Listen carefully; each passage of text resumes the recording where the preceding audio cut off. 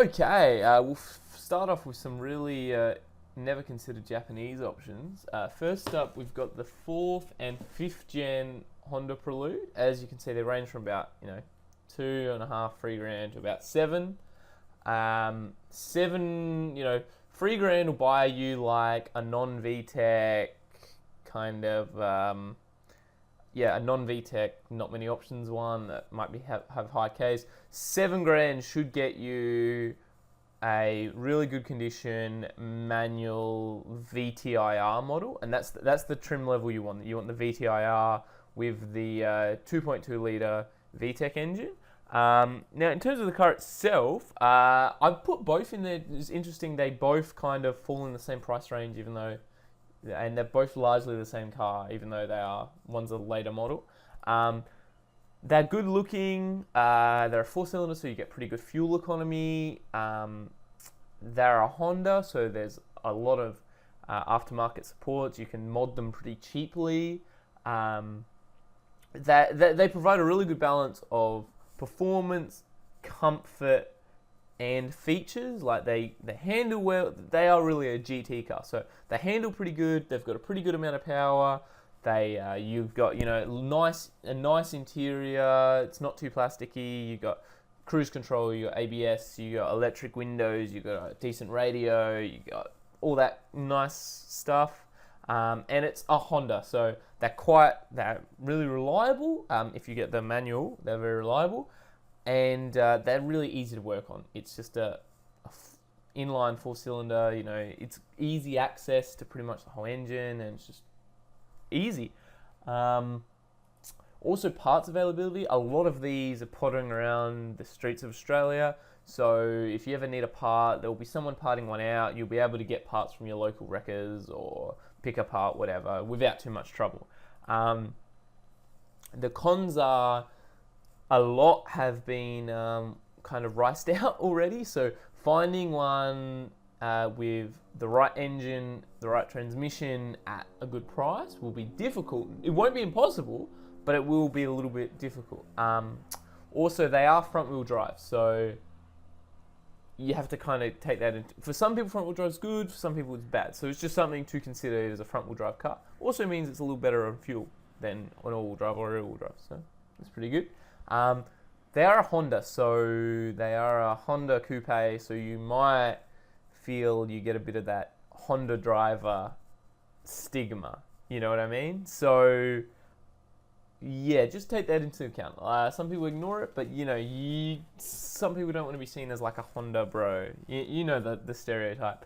The engines are known to burn a little bit of oil, so just keep that, especially when they get high kilometers. So it's just something to keep in mind to make sure you top up your oil, otherwise you'll have oil starvation issues and kill your engine. The autos are absolute crap. The auto trans is really shitty, and it causes lots of problems, and if it's auto, you don't want it. A lot of Japanese cars from 80s, 90s, they do sometimes have some electrical gremlins. So your window switches might not work, or your window regulator dies out, or your aircon lights blow up, something like that. So it is something to keep in mind. I don't think it's a huge deal. Another huge benefit of the car is it's safe.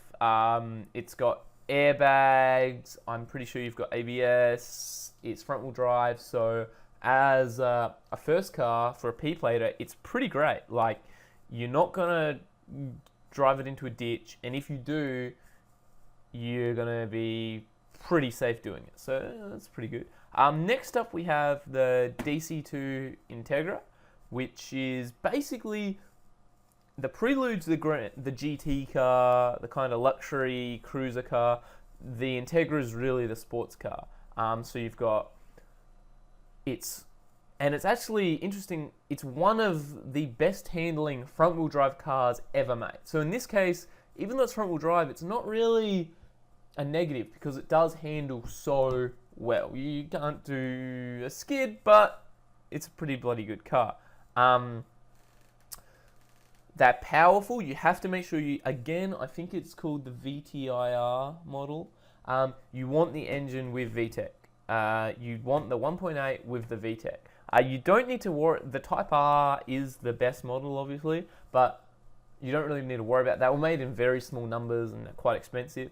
The VTIR, you've got a good a really well handling, small, very lightweight car with a punchy VTEC engine that will really surprise a few Commodores off the line, I'm sure. And it's only a 1.8. You're not going to use heaps of petrol if you keep your foot out of it. And it is a true sports car.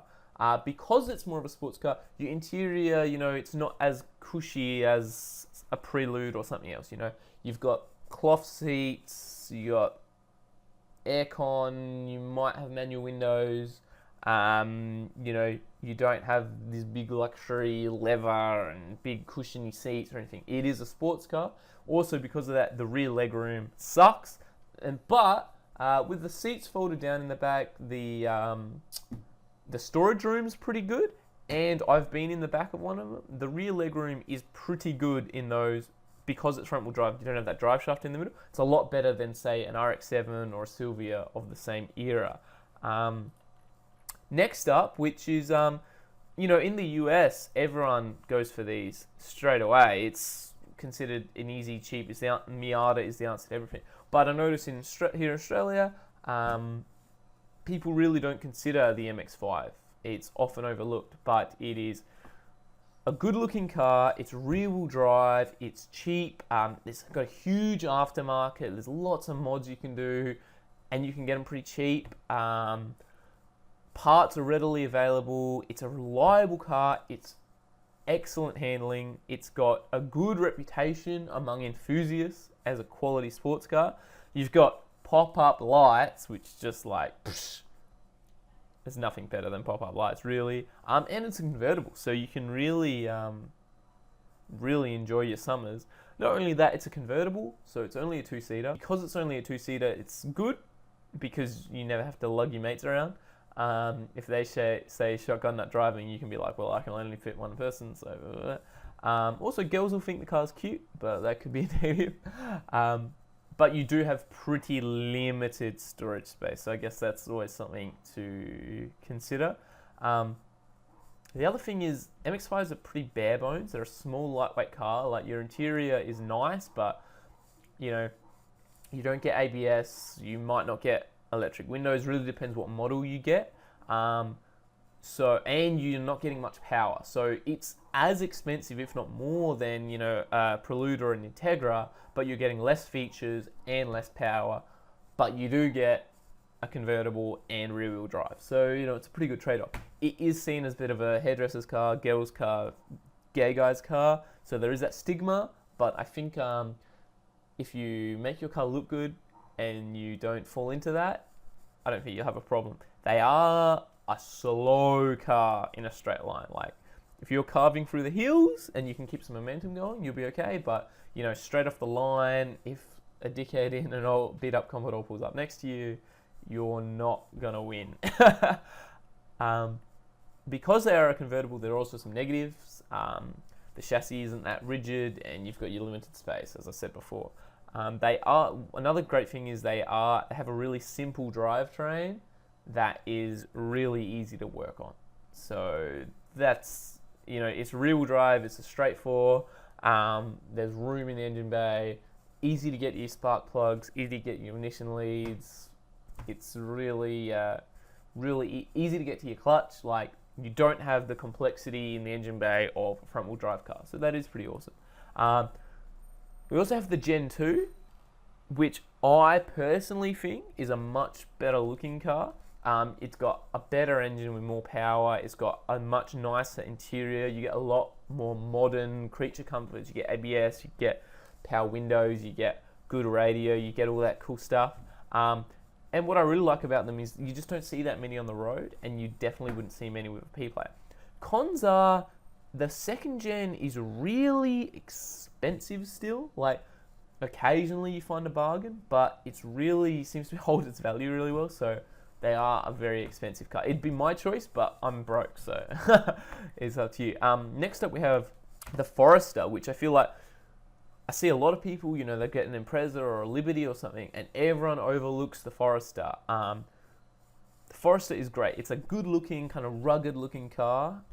It's a Subaru, so all Subaru parts are interchangeable. You can chuck WRX parts in it, you know, chuck some Liberty seats, whatever. That, like, Subarus are like a Lego, basically. It's a good go anywhere car. Like, who cares if you jump a curb or if you go on a dirt road? Like, it can handle it.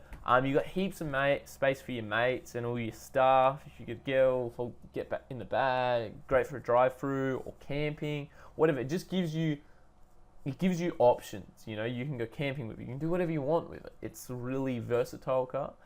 If you get the GT, which is the turbo model, you've got a P-plate legal turbo car. So, which with the right mods can be really quite quick. So it's probably one of the fastest cars you can get while on your P-plates, at least here in South Australia. You get that universally loved Subaru Boxer rumble. You know, Subaru owners jizz over it. Other people can hear it from a mile away. It's distinctive and it's nice. Also, Forester's a bit of a soccer mum car, so you could have a GT, maybe ditch the turbo bonnet and put a front mount on, and you've got a really cool sleeper that also, as a benefit of that, even with P-plates up, the police will probably leave you alone, assuming you don't have big glary wheels or anything. So that is pretty sweet. Unfortunately, there are a lot of cons. There's a big list of pros for the Forester, but there are a lot of cons. It's going to handle like a boat. Unless you're spending money on suspension, you know, it is a high-ish SUV type vehicle. It's not made for carving through the hills. Yeah, it is a bit of a soccer mum car, so you know, it's not the best street cred. Like, oh, I bought a Forester. It does not sound as cool as, oh, I bought a Skyline. You know, if you get the 2.5 liter NA engine, they are notorious for head gaskets. Subarus are pretty reliable, but that engine sucks for head gaskets. So you know, keep that in mind. The Boxer engine is also a bit of a cunt to work on. It's really hard to get access to spark plugs. Even some timing belt is like massive and weird, and just engine bay access sucks. So if you're going to be maintaining your own vehicle, that's something to keep in mind. It is pretty tricky to work on, especially if you're not that experienced. Also, you know, you've got all-wheel drive. Especially if you've got the turbo, you've got a heavy car with all-wheel drive, so compared to the others, you are going to have pretty crappy fuel economy, and if you're a P-plater paying for your own petrol and car, that's really something you got to keep in mind. That might not be the car for you if, you know, living off a KFC life. If you're working at fast food, KFC or something, I've done it myself. So next up, I find that so many people overlook some of our best Australian options. Like, there's some really good Aussie cars that make wicked P-plate cars. We got the VT, VX, and VY Commodore. I've put them all there because they're all kind of within the same budget and they're largely the same car. The VT and the VX are really similar. The VY has quite different styling, but they all have basically the same drivetrain. So, you know, my personal pick would be the VX. It's a good looking car. You don't have some of the problems the VT had with some of the electrical system and stuff. And I just think they're a really good looking car for a four-door sedan. Best bit about a Commodore is cheap parts. If you ever need to fix something, parts are plentiful and they're cheap. Besides that, cheap mods. You know, you can get wheels really cheap, like good aftermarket wheels, or even, you know, from a later model Commodore or from an SS Commodore HSV. There's lots of nice wheels out there. You know, basically, if you've got a VX Commodore, you go on eBay, you buy some Monaro headlights, couple $100, you get some nice wheels, you get some nice springs, and, you know, for like $600, you've transformed the look of your car.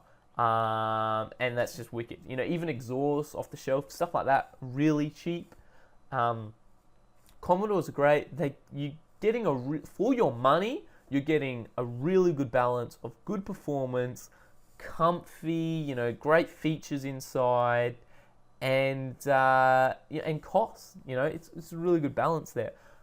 They're simple cars, pretty much. They're cheap to fix, and they are pretty reliable. And any faults in reliability is made up by the really cheap parts and cheap services and cheap everything. So, you know, It's a really safe car for a P plater. From cars of the era, you know, you got airbags, you got ABS, and you're in a physically quite a large car, so there is a bit of a buffer zone. And you know, when it comes to Commodores, the standard 3.8 litre, it's not a bad engine. What I'd go for, if you get one of those with, obviously V8 isn't P-plate legal, but the 3.8 with manual is, you know, it's a pretty punchy car.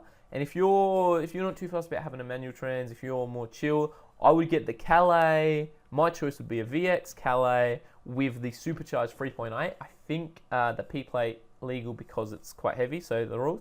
And that is a punchy car, and you can upgrade the supercharger pulleys and stuff, run a fair bit of boost through them, and without, you know, no problems at all. Also, they're a pretty big car, so you got space for your mates, you got space for all your shit. It's comfortable, you're not crammed in. It'd be great to go on a road trip with. And of course, you got rear wheel drive. So skids, drifts, whatever, if you want to fuck around, there's heaps of fun you can have. There is some cons though. It is hard to find them in manual, and I love manual, and I wouldn't get one in auto, so they are hard to find in manual. Sometimes you have to pay a bit of a premium for manual, but generally the cars themselves are pretty cheap. It's a common, kind of boring family car. You're going to have crap fuel economy, realistically. You do get a bit of a bogan stigma, and you know, the whole single peggers, because so many times you just see a bloke in his mum's old VT, and it's like a base model auto with the 3.8, and they're kind of ugly. I really like the SS kit and front bar and stuff. And you know, he's dropping a skid and it's a single pegger. You got no LSD, you got nothing. And you know, it's going to handle like a boat unless you spend a bit of money on suspension and stuff. So yeah.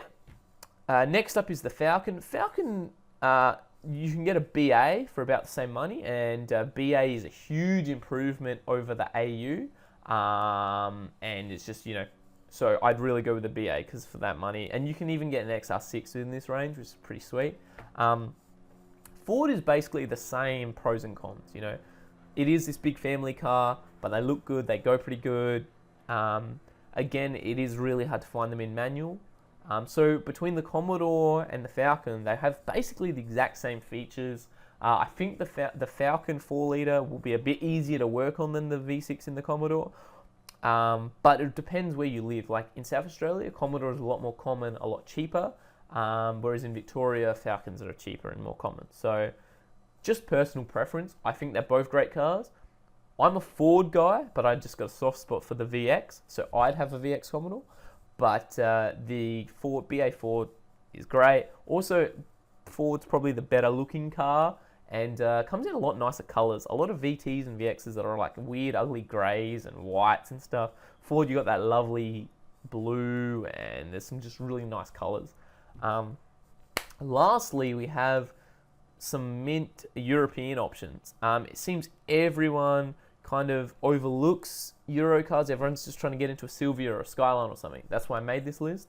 From Europe, you know, some people Golfs and stuff, Golfs and Jettas, and some Volkswagen stuff's pretty good. Some old Audis are pretty cool, but they're not really my thing. My top pick would be the E36 and E46 BMW 3 Series. They're good looking cars. They are quite reliable. Like, they're a BMW, but they're not too complicated. They're also pretty common, so parts and stuff are cheap. The great bit about these is they are dirt cheap in Europe, so there's heaps of aftermarket. People drift them all the time in Europe. So, you know, you can go on eBay, you can get cheap mods, like cheap coilovers, cheap anything, you know. Lots of good aftermarket stuff that you can get pretty cheap. They're rear-wheel drive, which is awesome. They're a bit different. Like, heaps of people have Commodores, heaps of people roll around in a Skyline or a Silvia. This will really help you stand out, be a bit distinguished. The one thing a big problem is, though, there's a heap of engines. You know, like, there's a 318i all the way to like a 325. You really want, you know, 320 or probably 320 feet free or higher, because anything below that, the engines are just gutless. And you really want one in manual. And finding one in manual can be a little bit tricky, especially those higher engines. But it's not impossible, and it's still doable within a budget.